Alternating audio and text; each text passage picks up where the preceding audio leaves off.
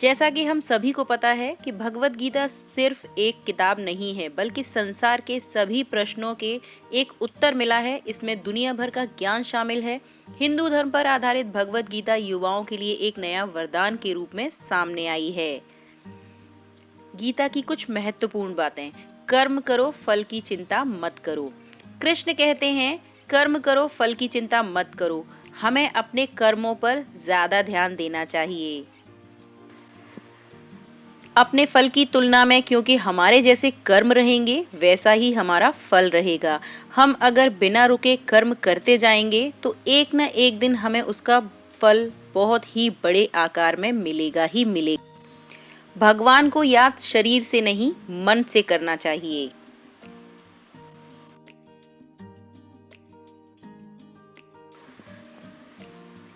भगवान को हम जब तक शरीर से याद करते हैं तब तक भगवान हमारे प्रतिरूप में बात नहीं करते हैं।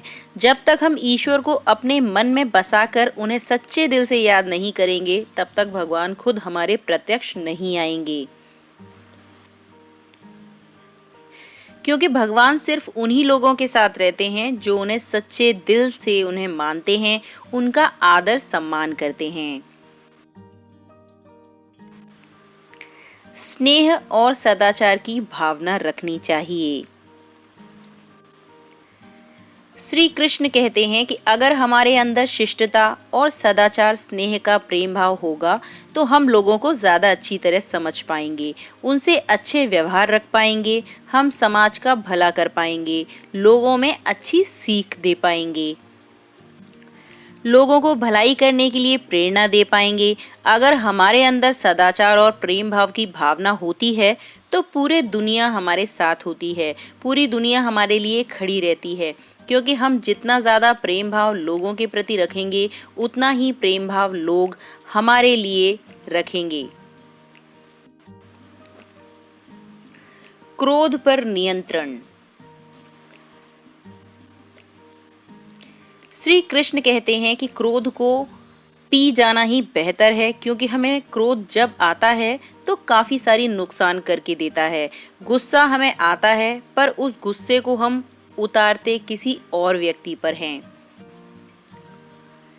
इसलिए श्री कृष्ण ने क्रोध को बहुत ही खराब माना है और कहा है कि व्यक्ति को क्रोध नहीं करना चाहिए।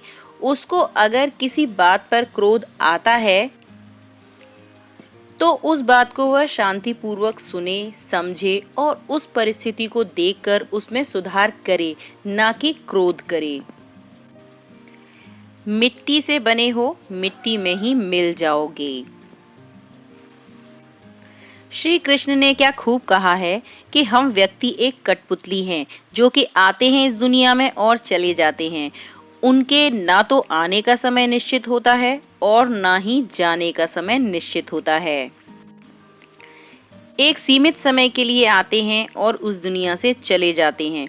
इस बात को श्री कृष्ण अपनी इन पंक्तियों में कहते हैं कि व्यक्ति मिट्टी से ही बना है और वह मिट्टी में ही मिल जाता है।